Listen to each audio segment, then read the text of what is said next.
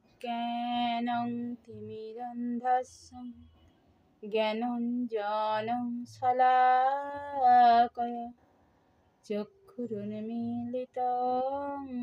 येन তস্मै শ্রীগুরবে নমঃ।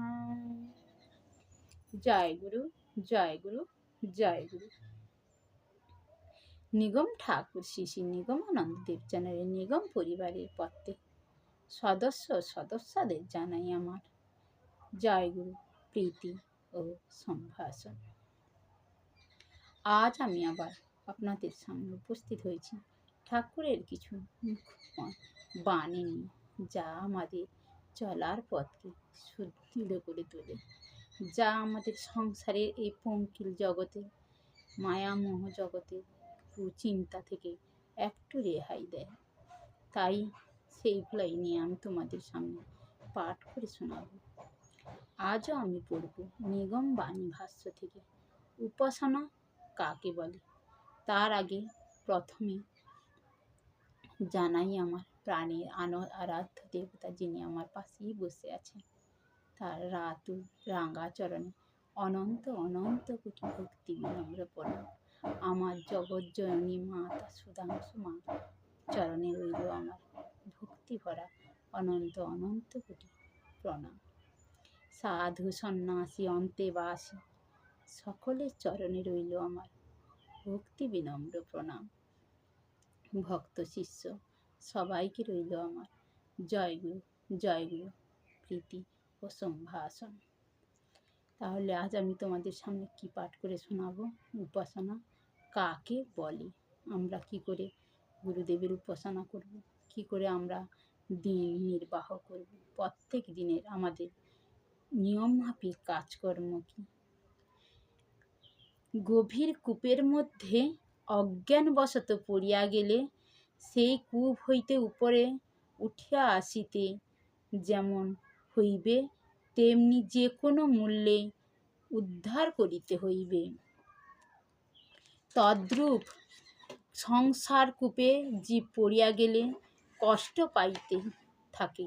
সুতরাং এই সংসার কূপ হইতে নিজেকে উদ্ধার করিতে হইবে।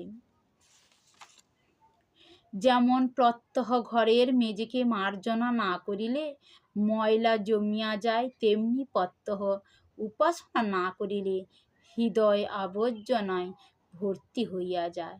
সেই কারণে প্রত্যহ উপাসনা করা অনিবার্য।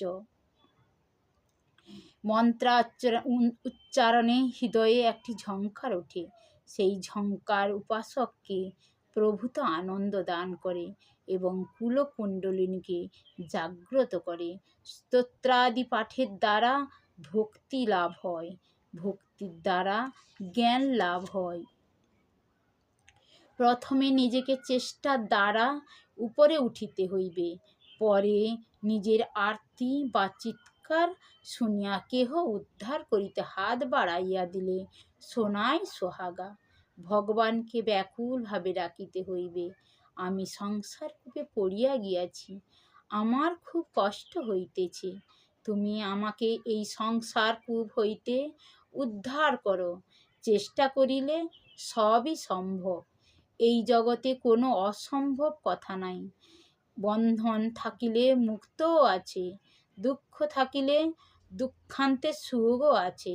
তাই দুঃখে মুহ্যমান না হইয়া দুঃখহারী ভগবানকে ডাকিতে হইবে। এই ডাকটার নাম হইল উপাসনা। জপ ইহার অন্তর্ভুক্ত। উপাসনা না হইলে ডাকা হয় না। এই জগতে বহু লোভনীয় ভোগ্য বস্তু রহিয়াছে এবং বহু ক্রীড়া সামগ্রীও রহিয়াছে।